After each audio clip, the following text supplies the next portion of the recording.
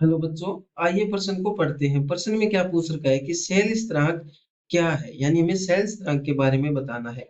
इस प्रश्न को हल करने के लिए सबसे पहले इसकी मुख्य अवधारणा के बारे में समझ लेते हैं। मुख्य अवधारणा में हम क्या देखेंगे, सबसे पहले तो हम ये देखेंगे कि सेल स्थिरांक होता किसे और सेल स्थिरांक किसे कहते हैं। तो जो हमारा सेल स्थिरांक होता है वो क्या होता है कि दो इलेक्ट्रोड होते हैं, दो इलेक्ट्रोडों के बीच की दूरी होती है और उनके पृष्ठ क्षेत्रफल का जो अनुपात होता है उसको ही हम सेल स्थिरांक कहते हैं।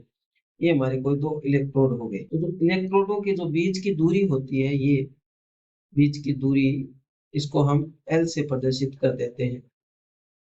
ये एल एल क्या होती है, दो इलेक्ट्रोडों के बीच की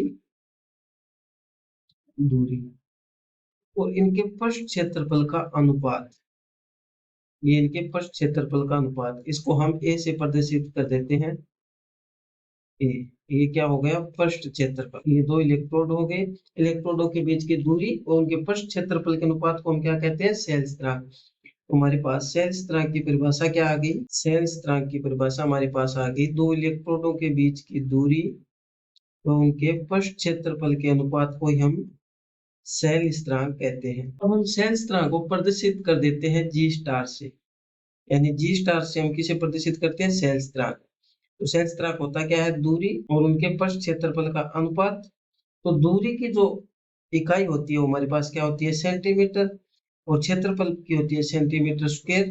तो 1 सेंटीमीटर से 1 सेंटीमीटर कट जाएगा, ऊपर जाएगा सेंटीमीटर, तो क्या हो जाएगा, सेंटीमीटर इनवर्स, या इसको हम मीटर इनवर्स भी बोल सकते हैं। तो इस प्रकार हमने सेल स्थिरांक की परिभाषा क्या देखी कि दो इलेक्ट्रोडों के बीच की दूरी व उनके पृष्ठ क्षेत्रफल के अनुपात को ही सेल स्थिरांक कहते हैं, और जो इसकी इकाई होती है वो सेंटीमीटर इनवर्स या मीटर इनवर्स होती है। आशा करता हूँ आपको समझ में आया होगा। धन्यवाद।